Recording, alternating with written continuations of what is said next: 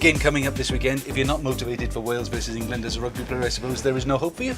No, not at all. It's a massive game, Mal, and I think obviously the players, huge game for those, but the whole nation, gets behind the Welsh rugby team pretty much for every game. But the Wales-England game is massive, and like I say, both teams are 2 from 2, so it's a hell of a lot to play for. And is it a case of maybe calming players down, maybe even more than actually getting them worked up? Because I suppose the pressure. Every family's going to be talking about it this week. How do they do it? Take us through a typical match day with Warren Gatland when you were in the squad. Yeah, it is. I think the coaches spoke last week. 2 weeks out, they mentioned they're trying to calm the players down because they're so excited in training and things. They can feel the buzz and the enthusiasm between the boys, and I think the motivation and everything's going to be there on the day, and it's just about getting the tactics right, and they're coming up against a very good England team, which are going to be tough to break down, but some experienced boys in that team, that Welsh team, and there's no doubt they can do it. So the management team have been there a while, so there must be some traditions now. How does it work? What's a typical match day preparation, so just before the game? Yeah, well, the boys obviously will stay in the Vale Hotel the night before, or 2 nights before even, and they'll get up, obviously have their breakfast, probably go back, have a little sleep, little relax, have their lunch, and then just before the game, just before the bus leaves the hotel, they'll have a big circle, 23 chairs, a little 2 or 3 minute meeting with Warren Gatland. He'll say a few final words, probably nothing that hasn't already been said during the week, just to get the boys going, and they'll go on the bus, and it'll be over to Alan Wynne, then the captain, for the warm up and the chat in the change room before the game. Now, I actually knew Alan Wynne growing up. He was in school with my kids. He was a quiet lad. But I got a feeling that that might be different when he's the captain and before a game. Does he get worked up? Oh, he does. Yeah, he does. And I think during the week, everything he'll be saying will obviously make sense. And like you say, he's an intelligent bloke. He's quite quiet. But I think probably 2 or 3 minutes before we go to that changing room, he'll have again. He'll be speaking sense, but probably a bit louder. How do you react then to various coaches? Because there's different schools of thought, isn't it? Some people, tell you all the things you've done wrong, you're rubbish, and as a motivation to try and get you to fight back. Yeah. Others are very encouraging. Which works best for you? Yeah, and some players react well to that, and to criticism, and they fire back the next week. But I think from my experience, Nigel Davis, who first got me into the Welsh squad, he picked me when I was still playing semi-professional rugby for Neath, and I hadn't actually had a game for the Ospreys, and I remember him pulling me aside before the summer tour to Argentina when I was announced in the squad, and I thought I was going there to hold some tackle shields and just make up the numbers. But he said to me, I rate you a lot. I think you're a great player, and you're going to be playing on this tour. And I couldn't believe it. And true to his word, he gave me my chance, and I sort of never looked back after that. That's great. Other coaches, because you've worked with some of the best in the business, some who've been on Lions tours. How do they tell you if you're going to be on a tour like that? I mean, Nigel Davis, would he give you a call, or how did it work with Nigel? No, with the Welsh squad, you have an email basically, or a text message from Caroline Morgan, who's the secretary there, and obviously she's great with the boys, and just let you know if you're in the 35-man squad, 38-man squad, whatever it is, and turn up here at this time, and that's it, and or some boys just find out on the TV or the radio. So it's pretty much as simple as that. What about the Lions? Because you went on a Lions tour. How did you find out about being on that tour? Yeah, well, I was actually going to America, supposed to be on the Saturday, to the summer tour there with Wales, and I was out on the Friday night with Kim, my wife, for her 21st birthday, and there was an injury. The tour party hadn't left for South Africa for the Lions, and my phone kept ringing in my pocket. Left the ring sort of 2 or 3 times. Thought I'll pick it up later, but I thought then after the 4th or 5th time it rang, I better answer it. And it was Ian McGeechan, and I knew he wasn't ringing to wish Kim happy birthday. He asked me, pretty much, he said, how impressed he's been with me, and just would I mind joining the tour party. And obviously, I bit his hand off, and on the Saturday I went up to London and went on the tour to South Africa, which was amazing. When you're in a big tour party like that, there are big characters in the team as well. So, I mean, they stand up and do the job like Alan Wynne does for the Welsh team. There are players like that in a Lions squad. Oh, 100%. And there's not many people better than Alan Wynne, in fairness, but the captain of that tour was Paul O'Connell, another second row from Ireland, and he was unbelievable. And you know, it wasn't just him. He was, you know, players like Roland O'Gara, who was pretty inspirational himself, a really good speaker, and yeah, he's basically, you know, the British Lions, everyone knows, you know, it's just the best players out of the four nations, and yeah, it's just a joy to be on, and yeah, really enjoyable. So the week leading up as well, there have been some unusual things, and we're going to talk about that in this podcast about what's happened with Wales this week. But in the past, what sort of things would, you know, to try and get you enthusiastic, try to get, you know, get the players concentrated? What happened when you were in the squad? It's not so much the management, I think, because a long campaign where there's Six Nations or autumn internationals, you know, the autumn's obviously a little bit shorter, but there's a lot of rugby going on, you know, your head stuck in laptops on the training field, so the boys have got to switch off at some point, and they nominate sort of an entertainments group. And when I was in the squad, you know, we did things like, we went to watch Peter Kay in the CIA in Cardiff, which was great, and, you know, we organised quizzes and things like that. But I think one thing that sticks out was really good was a few years back when Joe Calzaghe had his documentary or film he brought out. The boys all watched it together in the team room. It was quite an emotional sort of documentary, and then when it finished, Joe Calzaghe and his kids and his dad Enzo Calzaghe all walked in and did a little Q&A after, and yeah, it was fantastic, and it was pretty inspirational, and obviously if you haven't seen the film, it's a great story, and all the boys loved that. You know, because even if you're a superstar as a rugby player, you still have your own heroes, don't you? Yeah, exactly, and I think with Calzaghe, I think everyone can relate to him, you know, obviously world champion, and you know, just training in his local gym in Newbridge by his father, trained by his father, and yeah, I think obviously he's Welsh, so you know, the boys can relate to him, and just how down to earth he was after, you know, just chatting to the boys, having photos, and obviously for everything he's done, you know, to come in and do that with the boys, it was brilliant.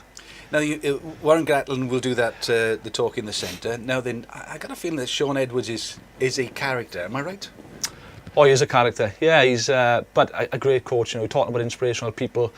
You know, he's simple, direct, old school. Call him what you like, but he's a fantastic coach, and he's been doing a bit with the Ospreys the last sort of season or so now, and he's made a big difference there. But you know, I remember when he first came into the Welsh squad, he told the boys, you know, the very first speech, he said, you know, if I'm screaming and shouting at you, it means I like you. If I don't say anything to you, I've lost all hope. So, you know, I got screaming and shouting a fair bit, you know, and he didn't go quiet too many times. So I think he liked me. Yeah, he's got a big job to do this week, isn't he?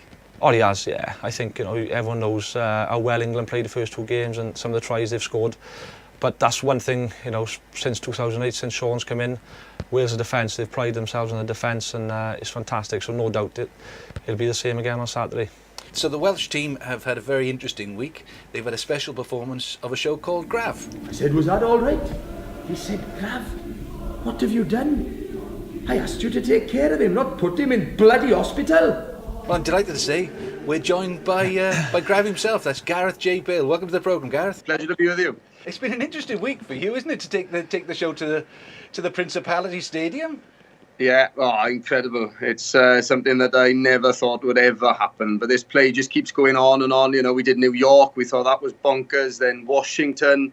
And then Principality Stadium for the national squad, you know, incredible. How did that come about, Gad? You get a phone call off Warren Gatlin or Rob McBride? Well, as it happens, Robbie McBride came to see it in Llanelli when we were touring there last year. And obviously they were big mates. And Robin took over then from Grav as the keeper of the sword in the Eisteddfod. So they were big mates, and Robin saw it, and afterwards he spoke to me and said, I'd like you to do that for the squad. And I thought, well, you know, that would be wonderful, but it's one of those things that you think, well, is that really going to come off? And he was true to his word, and he got me in.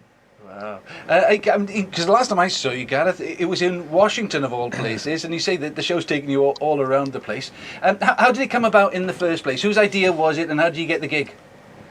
It was my idea. I was travelling down to Milford Haven to work on another show, and I was with an actress who said, you should always have a one-man show in your back pocket. Every actor should have a one-man show in their back pocket, so that if times are hard, you can just do it. And I thought, okay. Yeah. And obviously driving in that neck of the woods, past Llanelli, Kidwelly, down that way towards Milford Haven, I thought, great gravel. Oh, what an idea. And I spoke to the director of The Torch then about it, and he said, well, I'll produce and direct that for you. and a mate of mine then decided to write it. So yeah, incredible. I mean, it is an incredible story because it's not just about about rugby. It's about a man who went through so many different things in his life. It goes right back to his early years. Yes, it certainly does, and that's why it's such a universal story, a very human story. So I think that's why it works outside Wales as well. I mean, we sold out at the Edinburgh Fringe Festival, and it's because of that. And we don't shy away from that either, and I don't think Graf would want us to, because he had this incredible knack of turning negatives into positives, such as his diabetes, which must have been a really difficult time for him. And I'm sure he had some quiet times and some down times. But when he came through that, he used it as a positive to raise awareness, for other people. And he raised a lot of money through that. So the diabetes is something that we touch upon. And obviously, throughout his life, he carried with him the fact that, the relationship with his mum and dad, and especially finding his dad on the side of the mountain where his dad had killed himself. Yeah, I mean, that affected him through his whole life. But you say he rose above it. Did you know him at all? Did you meet him at all? I worked with him on a program for S4C called A470, A470. And we were mates in it. We were good buddies in it. And it was terrific just to be with him. He'd worked at that stage with Louis Malle, Peter O'Toole, all these wonderful actors. And he was still saying to me, was that all right now? Was I okay? You're the professional. And I was just out of college. I was more or less fresh out of college. He had a CV, much longer than mine. But he was still very humble. And whenever we spoke, during the breaks and things like that, he'd speak to anyone. And it would always be about them, not him. He would never boast about his own achievements. It was incredible, really. He was a very special man. Yeah, I remember Graf actually around 2006, 2007 when I first got into the Welsh squad. About 15, 20 minutes before you go out onto the pitch, just coming in from the warm-up, trying to stay in the zone, and Graf would be pitch side, and you'd always have to stop and have a word with him. He's always there smiling, and you had to zone out a little bit, give him a minute and a half to have a chat with him, because, like you say, he was such a nice guy. And did that come across obviously in the play then, Gar, as well, did it? Yeah, certainly. It's written beautifully, and his nature comes across in it. Well, I hope it does anyway. But yeah, very, very kind man, as you say, and I'm sure being in the tunnel 15 minutes before kick-off, he must have been hard work sometimes, but it was always, because of his love for Wales, and he just wanted us to win so much. I mean, he would be bouncing off the walls there on Saturday, wouldn't he? Wales, 100%. England. Oh, God. Yeah. And you performed in front of his wife and daughters as well. Is that the first time you performed in front of them, or have they seen it before? No, they've been really, really supportive from the start, and we wouldn't have done it without their permission. And they're just behind it now. They came out to New York to see it. They came up to Edinburgh to see it. They've seen it in Llanelli and in Mynydd y Garreg. So, yeah, it's incredible. Their support is wonderful, and it must be very difficult for them. But, every time I perform Graf, I think of him and I think of them, and I want to do it justice for them. We've been talking about motivating and inspiring people, and Graf was like that. Now then, you've had that job this week. You had to go into the English dressing room to perform this play. How did that? What was that experience like? Because it's all actually set in a dressing room, so that's the right place to do it. Why the English dressing room? Yeah, well, the boys from the Torch Theatre Company, the technicians, they went up and had a look, and there were things around like Welsh training. So the Welsh team were going to use the home changing room for their training session. So we looked at the other one, and the other one actually, the warm-up area in the away changing room then, which is also the changing room that Real Madrid used for the Champions League final. The warm-up area there just suited us perfectly. We could get 60 or 70 seats in, and we could get our set in. And as I say, the boys did a great job to get it in there, to fit it in. Yeah. The away changing room used to be the home one, actually, didn't it? And they swapped it round then. I think Warren Gatland decided to swap it. So the away changing room now is actually bigger than the home changing room, isn't it? Oh, well. That's right, yeah. And bizarrely, the Wales football team still use that one as their home one. So when they played there last year against, who did they play last year? Brazil, was it? No, Spain, man. They lost to Spain 3-0, didn't they? And they used that changing room. So Spain were in the Wales rugby changing room. Okay, so you did the show. Every turns out. What was the night like? What was the experience like for you, Gareth? You performed in front of lots of crowds, but obviously, again in front of the Welsh rugby team on such a big week as well. How was it for you, as they say? Yeah, it was surreal, and I did feel a bit of a responsibility, you know, when you're playing Grav in front of the squad. You know, leading up to the England game, I did feel a bit of responsibility, and I walked out, and in the front row, which is, you know, literally 6 feet away from me, I've got Warren Gatland, Rob Howley, Alan Wynne-Jones, and just behind them, Ken Owens. So, yeah, I'll never have that again. It was incredible. I was lucky as well. My family were there, the writer's family, the director, you know, and so we had a good bit of support in there. And yeah, it was just bonkers. And then afterwards, I think when you tell people that you're going to do a play about a rugby player, they almost feel as though it's going to be anecdotes, you know, tales from the back of the bus, that kind of thing. But it's not. It's a play, and as I say, it's beautifully written. And pretty much every one of them said to me afterwards that they were surprised at how emotional it was. So yeah, hopefully that'll get them going for Saturday. Yeah, it's come out a few of the boys were in tears at the end, are they, Gar? Yeah, so I hear, yeah, George North was saying that when he about Ken Owens. Yeah. And Ken, obviously, he's from that area, isn't he? And he would have grown up probably idolising someone like Grav. So I think it did resonate with him, and Robin McBride, of course, as well. And it is a story about a boy and the relationship with his father. And, of course, we've all been there. You know, we can all relate to that. So I think that's why it hit a nerve. Yeah, I mean, a couple of things, because I knew Ray, I mean, fairly well, because we broadcast on the same radio station. Maltwen, it was always a big. I remember somebody said to me once, they came into the BBC in Swansea. They said, "Is Ray Grav, Ellen?" And I went, "Can you hear anything?" And they said no. And I said, "In that case, he's not here, because you always knew when Ray was in the building." I always I bet. His life was Technicolor, whereas everybody else seemed to be a little bit black and white. You know, you mentioned that story about Louis Malle. Now then, because he got the job, he was playing a driver. I think he was driving Jeremy Irons in that particular film. That's right. And he knew about the part, and he had his script. And for 3 months before he actually did the film, he'd actually go around the whole chorus going, "To the ministry, sir. To the ministry, sir. To the ministry, sir." He was like, "How do you think I did? Do you think I did it all right? What do you think?" And I'm trying to think now. Who was he? Louis Malle's wife was Leslie Caron. Is that right?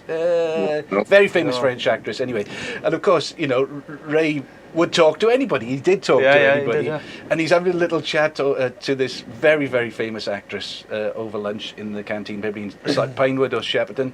And he says, "So what do you do? What do you do then, love?" And I think she'd been Oscar nominated, you know. But he did talk to everybody. I mean, the show keeps on going tonight. We've got you as you perform in Brecon tomorrow. Where are you playing tomorrow?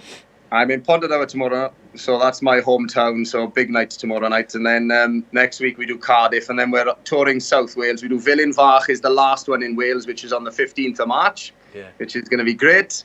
And then I go up to London. I do 4 in London, so in the Hope Theatre Islington. That's going to be wonderful as well, I think. Brilliant. Have they given you hospitality tickets for the match on Saturday, Gar? Unfortunately not, but I work as the Toastmaster there, so I'll be at the game. Oh, that's good. I will be there. Looking forward to it. One last story about Ray. When he passed away, I was actually working with one of the Osmonds, Merrill Osmond. Yeah. In fact, we were recording in this little studio here, and he got so caught up in the story of Ray. You know, we watched the funeral together, and we did a radio program from the BBC when they had a book of condolences. You could sign it and send it to Mary and the girls. And he turned to me afterwards and he said, "I just hope when my time comes that people feel the same way about me as they do about Ray Gravel." So you know, he even somebody who didn't know about his career, they just knew that this man was a passionate man, and people really he's a great man. Fair play, yeah. Gareth, I know you've got a show to do tonight, so all the very best with that, and we really appreciate you taking the time to join us on Hooked on Rugby. Thanks for having me. It's been terrific. And one more thing, what do you reckon Saturday? Wales do it or not? Yeah, we'll do them. We'll do them on Saturday.